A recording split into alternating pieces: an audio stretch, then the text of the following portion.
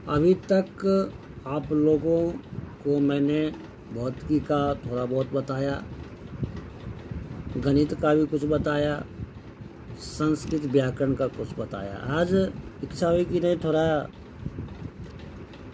Chemistry अर्थात रसायन विज्ञान के अंतर्गत कुछ बताऊं। तो सबसे पहली बात, परीक्षा को ध्यान में रखते हुए मैं कुछ क्वेश्चन स्वतः अपने मन से उजागर किया हूं। आज उन्हीं क्वेश्चन को हम लोग डील करेंगे। पहले वस्तुतः रसायन अगर है तो हमको सबसे पहले ये देखना होगा, क्योंकि लेसन पहला जो लेसन है वह लेसन है रासायनिक अभिक्रिया यानी केमिकल रिएक्शन। तो आज हम लोग केवल केमिकल रिएक्शन और केमिकल रिएक्शन है क्या, वस्तुतः है क्या, और इसकी विशेषता क्या है, कैरेक्टरिस्टिक्स क्या है, इसके बारे में ही सिर्फ जानकारी आज हम आपको देंगे। तो चलिए आइए अब हम लोग थोड़ा क्वेश्चन को देखेंगे और फिर आगे बढ़ेंगे। तो स्टार्ट करो।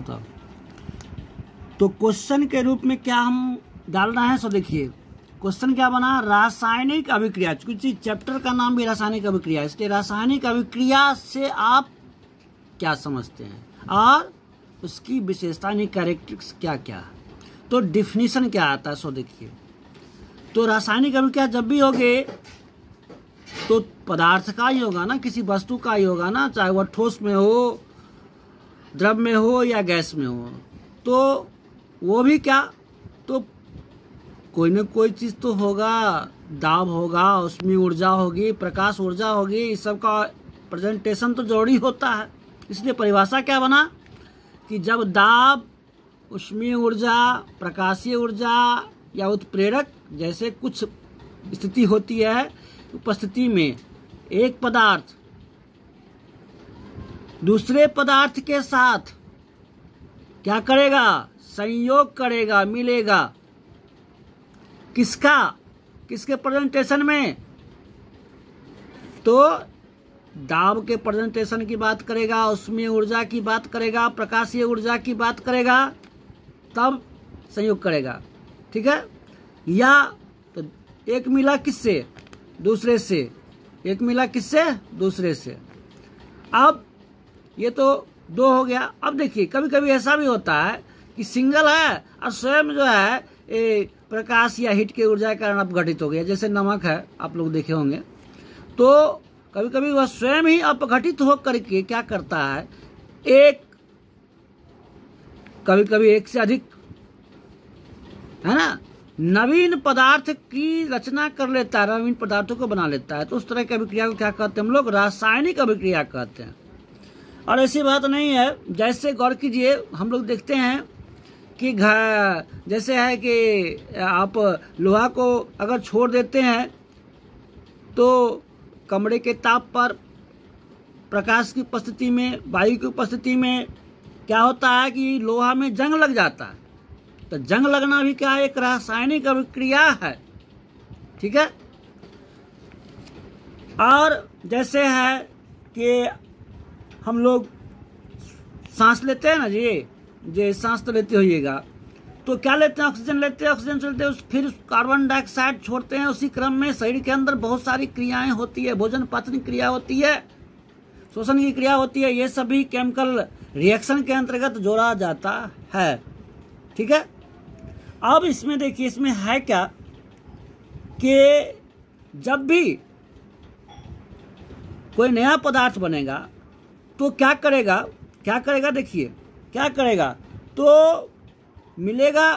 गौर कीजिए कि एक पदार्थ मिला क्या दूसरे पदार्थ से, ध्यान दीजिएगा, एक प्लस द्वितीय, एक पदार्थ द्वितीय पदार्थ से मिला। इसका जो होगा क्या गुणधर्म, क्या गुणधर्म जो देखने की बात करेगा, है ना, तो वही गुणधर्म नहीं रहेगा, एक नया गुणधर्म बना लेगा। क्या बना लेगा, नया, क्या बना लेगा, नया चीज, नया गुणधर्म वाला बना लेगा। यानी कि बात करें तो पुराना गुण छोड़ देगा और नया गुण को वह दर्शाएगा, यही चीज आएगा किसमें, और कीजिएगा ये जो विशेषता देख रहे हैं उसमें आएगा।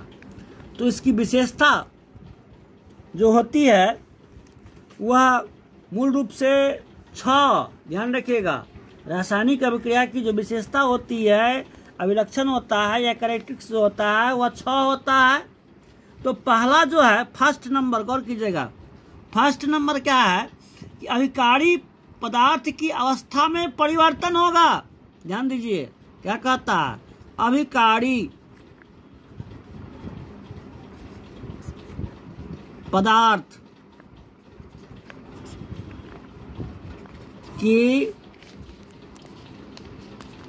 अवस्था में परिवर्तन की बात करता है पहला। अब देखिए थोड़ा सा ये भी समझना जरूरी है क्योंकि रासायनिक अभिक्रिया तो पहले जो भाग लेगा हम इसको डील करते हैं, बाद में फिर बताते हैं। तो थोड़ा देख लीजिए अभिकारी कौन होता है। तो पहले भाग में जो लिया, गौर कीजिएगा, ये जो पहला भाग में जो गौर लिया यही चीज क्या कहलाएगा, अभिकारी या अभिकर्मक। ध्यान रखिएगा, अभिकारी का है या अभिकर्मक कह सकते हैं, ठीक है। और ये जो है ये प्रतिफल होता है। ये क्या होता है, ये हमारा प्रतिफल है, जो नया चीज बन गया वो क्या हो गया, फल मिला, है ना। जैसे हम लोग पढ़ते हैं ना, तो पढ़ने के बाद परीक्षा देते हैं तो क्या मिलता है, उसका रिजल्ट मिलता है, मीन्स परिणाम यानी फल मिलता है। तो सही इसमें भी क्या, अभिकारी पदार्थ, ये जो कहने का अर्थ ये जो अभिकारी पदार्थ है ना, उसके अवस्था मीन्स क्या, जैसे अगर हम 2 गैसीय पदार्थ को मिलाते हैं, 2 गैसीय पदार्थ को, जैसे हाइड्रोजन को हमने क्या किया, ऑक्सीजन से मिलाया, गौर कीजिएगा, यानी ये भी गैस है और ये भी गैस है, ये दोनों मिलकर क्या बनाया, H2O। बैलेंस को ध्यान रखते हुए हम लोग कर दिए। ये क्या बन गया आपका, जल बन गया या वाष्प बन गया, जो कुछ कहिए। तो क्या या तो लिक्विड के रूप में भी हो सकता है, रह सकता है कभी कभी, जैसे वाष्प जो है, गौर की जगह अगर हथेली रखते हैं भाप के ऊपर तो चिपक जाता है, तो पानी जैसा लगने लगता है, तो लिक्विड फॉर्म में हो जाता है, यानी गैस से क्या होता है, लिक्विड फॉर्म में आ सकता है ये चीज, ठीक है। तो अवस्था में परिवर्तन हो गया जी, गैस मिला क्या बना, तो लिक्विड बन गया। यही चीज देख कर आता है कि अवस्था में परिवर्तन, उसके रूप में परिवर्तन। दूसरा क्या कह रहा है, दूसरा जो गुण है वह क्या कह रहा है कि उसके रंग में परिवर्तन होगा। गौर कीजिए, अब क्या कह रहा है दूसरा गुण कि अभिकारी पदार्थ के रंग में परिवर्तन, ठीक है। अब देखिए कहने का मतलब है कि रंग में लाल है तो हरा बन जाए, हरा है तो नीला बन जाए, ये बात होती है, रंग परिवर्तन ये होता है। लेकिन मूल रूप से जब भी होता है तो देखा गया है कि जब भी अभिकारी पदार्थ में रंग वाला कोई भी पदार्थ होगा तो प्रतिफल के रूप में जब बनाएगा तो रंगहीन पदार्थ को बना देगा, ठीक है। तो देखिए कैसे, तो जैसे है इसमें 2 ठोस पदार्थों को हम लोग लेते हैं, जैसे है कैल्शियम सल्फेट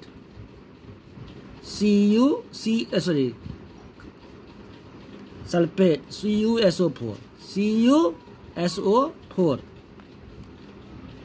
ये भी ठोस रूप है, और जिंक ये भी ठोस रूप है, ये भी क्या हो गया सोलाइड, ये भी क्या हो गया सोलाइड। देखते रहिए, तो क्या बनाया, जिंक सल्फेट, क्या बनाएगा, जिंक सल्फेट ZnSO4, और कॉपर अलग हो जाएगा। होता है कि तांबा के शुद्धिकरण में जब बात होती है तो ये चीज देखा गया है, ऐसा होता है। तो ये जो है ये जिंक सल्फेट, ये दोनों तो सोलाइड में ही रह जाता है, अवस्था में परिवर्तन हुआ? नहीं, अवस्था में कोई परिवर्तन नहीं हुआ, है ना। लेकिन रंग में परिवर्तन हो गया। जिंक का जो रंग है वह सल्फेट चढ़ेगा तो उसका रंग चेंज कर जाएगा। और कॉपर पर जब सल्फेट चढ़ा हुआ तो उसका भी रंग कुछ था, तो यहाँ भी रंग उसका चेंज हो जाएगा, गारंटी है। अगर यहाँ पर ये हरा देखने में लगता है तो हो सकता है ये ब्राउन कलर में नजर आएगा। कॉपर, तांबा, देखिएगा बर्तन को, देखिएगा। यहाँ जिंक, लोहा, देखें देखने में कैसा लगता है? काला जैसा लगता है ना। और जैसे ही सल्फेट चढ़ेगा तो उसका रंग चेंज हो जाएगा, यानी रंग में परिवर्तन हो गया। ठीक है। तीसरा, अब देखिए तीसरा क्या कहता है कि कभी कभी तीसरा का दो पार्ट है। तीसरा का दो पार्ट है। एक पार्ट कहता है कि हम रंगहीन गैस का उत्सर्जन करेंगे। रंगहीन गैस का उत्सर्जन करेंगे। ये इसका दो पार्ट है, ध्यान रखिएगा। रंगहीन गैस का उत्सर्जन करेंगे। ठीक है, तो कैसे देखिएगा। जैसे है क्या कि हम क्या करते हैं कि सोडियम कार्बोनेट Na2CO3 को हम लोग क्या करते हैं, ठोस है, ठोस को क्या करते हैं, लिक्विड में डालते हैं, HCl, ये लिक्विड है, ये अम्ल है, तो क्या बनता है, तो बनेगा क्या, NaCl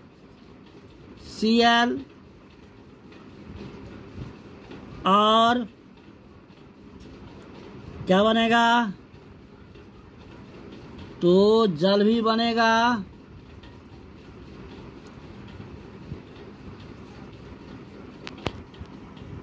है ना। ये गैसीय रूप होता है। ये भी कभी कभी देखा जाता है गैसीय रूप में होगा। अब देखिए रंगहीन गैस कैसे बना। आपके मुख से जो भाप निकलती है वो कार्बन डाइऑक्साइड होती है। कभी देखते हैं उसका कलर, हाँ जाड़ ऋतु में सफ़ेद कलर जैसा दिखता होगा, लेकिन प्रायः नहीं, कभी कभी नहीं। ठीक है, यानी प्रायः नहीं के बराबर है, इसलिए रंगहीन गैस माना गया। अब देखिए तो थोड़ा सा सही कर लें इसको तो बेहतर होगा, है ना।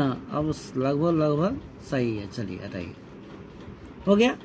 यानी कि ये क्या था, सोलाइड था, ये लिक्विड था, तो क्या बना, गौर कीजिएगा, ये भी सोलाइड बनेगा, है ना। ये क्या बनेगा, लिक्विड बनेगा, और ये क्या बनेगा, गैस बनेगा।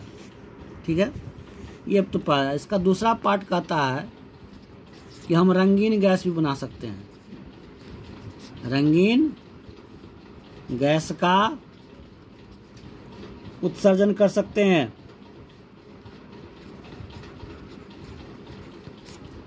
अब देखिए इसमें क्या होता है।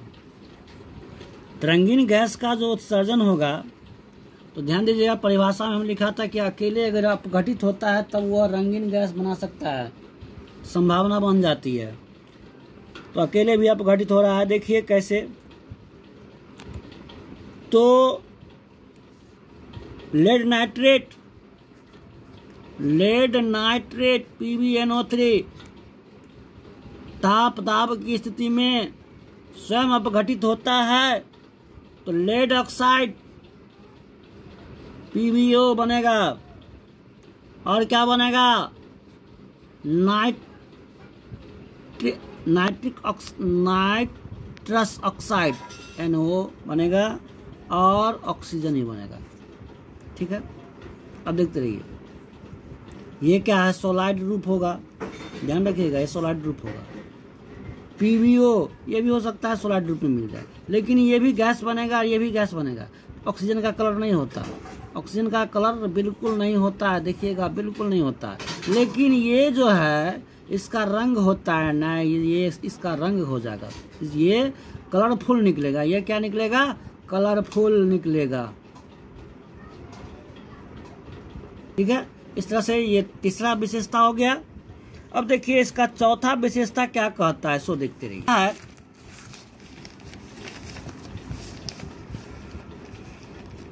चौथा विशेषता है कि अभिक्रिया मिश्रण के ताप में परिवर्तन, अभिक्रिया मिश्रण के ताप में परिवर्तन। ठीक है, तो ताप में जो परिवर्तन होगा कैसे होगा कि जैसे चूना को आप देखे होंगे, बिल्कुल देखे होंगे चूना पत्थर को, है ना, ठोस रूप में रहता है। अगर उसके ऊपर हम लोग जल गिरा दें तो भखड़ा चूना बन जाता है। ठीक उसी तरह से यदि चूना पत्थर को हम लोगों ने क्या किया, खुला हुआ छोड़ दिया, क्या किया, खुला हुआ छोड़ दिया, तो वह कली चूना बन जाएगा और कार्बन डाइऑक्साइड भी निकलेगा। चलिए अब बात करें। तो पहला मैंने कहा कली चूना या चूना पत्थर, तो हम चूने पत्थर की बात कर लेते हैं। जैसे चूना पत्थर तो क्या होता है, सूत्र इसका क्या होता है, चूना का सूत्र क्या होता है, तो कैल्शियम कार्बोनेट की बात कर ले, CO3। ठीक है, अब इसके ऊपर जल को हम जल का कुछ छींटा डालते हैं। ठीक है, तो जिस इसका जो हीट है, कैल्शियम कार्बोनेट का जो हीट है, देखिए चेंज हो रहा है। होता क्या है, तो क्या बनेगा,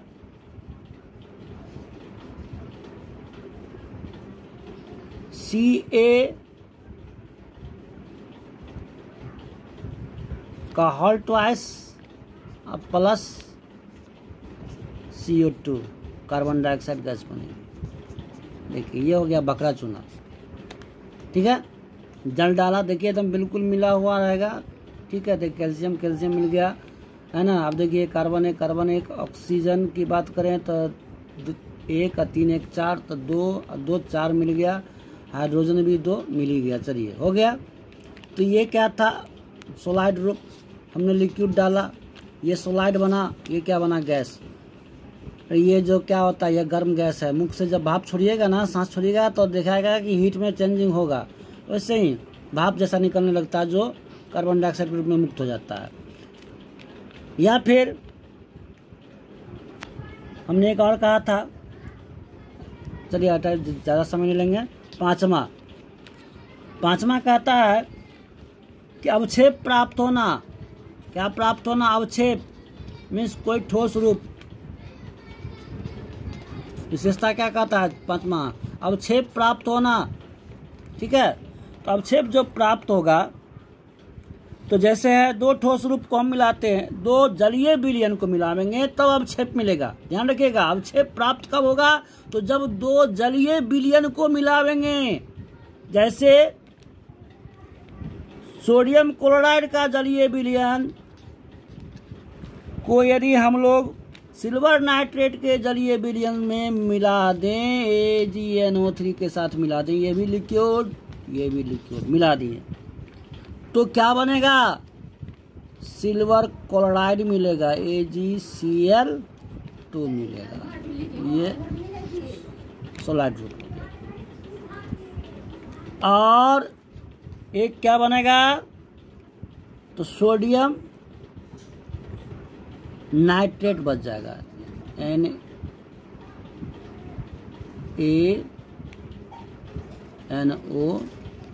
ये बच जाएगा, जो किस रूप में, तो जलीय रूप में रहेगा। ये अवक्षेप मिल जाता है ठोस रूप में। ठीक है, अब लास्ट है ये छठा, ये 6 विशेषता मैंने कहा था। छठा विशेषता क्या है कि सुगंधित पदार्थ का निर्माण होना। तो चलिए, सुगंधित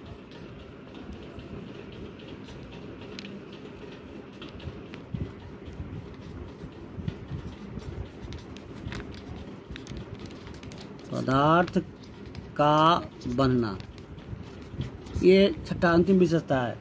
देखिए इसमें क्या करना है कि जैसे हम लोग क्या करते हैं कि 2 अलग अलग बर्तनों में अगर लिक्विड को लेकर चले और उसको हीट करेंगे तो क्या कुछ नहीं बन सकता है। देखिए सुगंध जैसा लगेगा, कुछ ना कुछ सुगंध होगा। जैसे हम लोग बात करें कि एक बीकर में क्या लेते हैं, एक बीकर में हम लोग एसेटिक अम्ल लेते हैं और एक प्रखनली में इथेल अल्कोहल लेते हैं। तो इथेल अल्कोहल को सबसे पहले लेते हैं किसमें, प्रखनली में। तो इथेल अल्कोहल का C2H5OH ये क्या हो गए, तो इथेल अल्कोहल हो गए। अब बीकर में क्या लेते हैं, एसेटिक अम्ल CH3COOH लेते हैं ना। अब क्या बनेगा, तो बनेगा क्या, इथेल एसीटेट। क्या बनेगा, ethyl acetate C4H8O2 ethyl acetate बनेगा। और जल, जो इथेल एसीटेट को हम लोग ईस्टर के नाम से भी जानते हैं। और यह क्या होगा, जैसे ही ये ईस्टर को धारण करेगा तो उसका सुगंध आसपास के क्षेत्र में फैलना शुरू हो जाएगा। इस तरह से हम लोग आज के लिए बस इतना ही, फिर आगे इसका बात करेंगे कि रासायनिक अभिक्रिया के साथ उसमें समीकरण भी था, तो समीकरण पर हम फिर बतावेंगे। ठीक है, धन्यवाद।